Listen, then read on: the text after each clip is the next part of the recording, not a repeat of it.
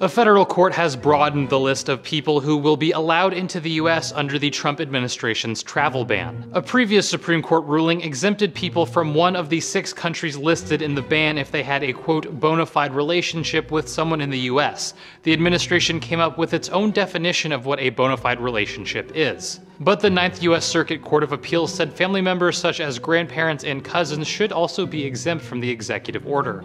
It ruled the government, quote, does not offer a persuasive explanation for why a mother-in-law is clearly a bona fide relationship in the Supreme Court's prior reasoning, but a grandparent, grandchild, aunt, uncle, niece, nephew, or cousin is not. The appeals court ruling will go into effect in 5 days, though it may not last for long.